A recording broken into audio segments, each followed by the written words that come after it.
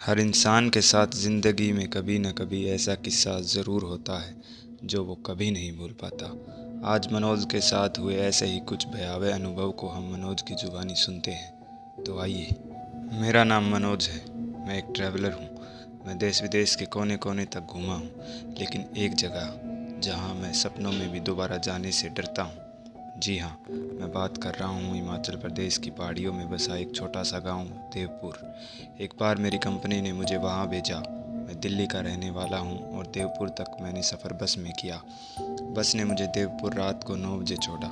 जहाँ मैं उतरा वह जगह काफ़ी सुनसान थी। झिंगुरों की आवाज़ के अलावा वहाँ कुछ सुनाई नहीं दे रहा था। मुझे मेरे पीछे से दो कप आपस में टकराने जैसी कुछ आवाज़ आई। मैंने मुड़कर देखा तो पीछे एक चाय का ठेला था। मैंने मन ही मन कहा, अरे वाह, चाय। मैं उस ठेले पर गया। वहाँ एक बूढ़ा व्यक्ति कप साफ कर रहा था। मैंने उससे कहा, चाचा, चाय मिलेगी? उसने मुझे एक कप चाय बना कर दी। मैंने उससे पूछा, चाचा, क्या मुझे यहाँ आसपास रात गुजारने के लिए कोई कमरा मिल जाएगा? तो उस बूढ़े चाचा ने मुझे बताया कि सड़क से थोड़ा आगे चलते ही एक ढाबा आएगा, वहाँ खाना खा लेना, वहाँ तुम्हारे रहने की भी व्यवस्था कर दी जाएगी। मैंने उस चाचा को चाय के पैसे दिए और सड़क सड़क उस ढाबे की तलाश में निकल पड़ा। उस चाचा ने पीछे से आवाज़ लगाई कि बेटा, यह गांव भूतिया है, कोई रोके तो रुकना मत। मैंने गर्दन से ठीक है का इशारा किया और निकल पड़ा। थोड़ी दूर चलते ही मुझे एक पुराना वीरान सा होटल दिखा। मैंने सोचा मुझे यहाँ रहने के लिए कमरा मिल सकता है। मैं होटल के पास पहुँचा। दरवाजे पर लिखा था मधु होटल। मैंने दरवाज़ा खटखटाया। एक बूढ़ी औरत ने दरवाज़ा खोला, झुर्रियों से भरा चेहरा, और उस औरत की उम्र लगभग 60-65 साल लग रही थी।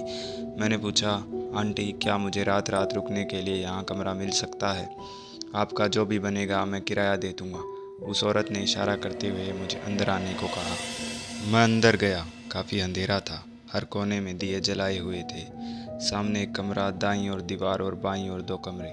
उस औरत ने कहा कि ये 2 कमरे हैं और हाथ से इशारा करते हुए कहा कि इस वाले में आप रह सकते हैं। मेरे पास बैग में कुछ चिप्स और बिस्कुट के पैकेट पड़े थे, इसीलिए खाने के लिए मैंने उस औरत को मना कर दिया।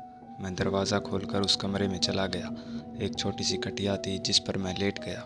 लेटे लेटे मेरी आंख लग गई, लेकिन कुछ देर बाद एक कुतरने की आवाज़ ने मुझे जगा दिया। मैंने फ़ोन की टॉर्च जलाकर देखा तो कोने में एक चूहा पर्दे को कुतर रहा था। मैंने उस चूहे को भगा दिया, लेकिन मैं जैसे ही सोने के लिए दोबारा गया, मुझे साइड वाले कमरे से लकड़ी पर कुल्हाड़ी चलाने की आवाज़ आई और साथ ही एक औरत के रोने की।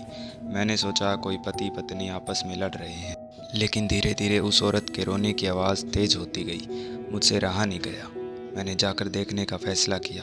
मैं अपने कमरे से बाहर आया। उस दूसरे कमरे का दरवाज़ा थोड़ा खुला था। मैंने उस कमरे में झांक कर देखने की कोशिश की तो वही बूढ़ी औरत एक कोने में दिया लेकर बैठी है। उसके काले खुले घुंघराले बाल, सफ़ेद आंखों से वो मेरी तरफ देखकर मुस्कुरा रही थी। और उसी औरत के बगल में एक दानव जैसा व्यक्ति एक औरत को कुल्हाड़ी से काट रहा था। उस औरत का खून दरवाजे से बहकर बाहर आ रहा था। मैंने अपने कदमों की तरफ देखा तो मैं खून में खड़ा था।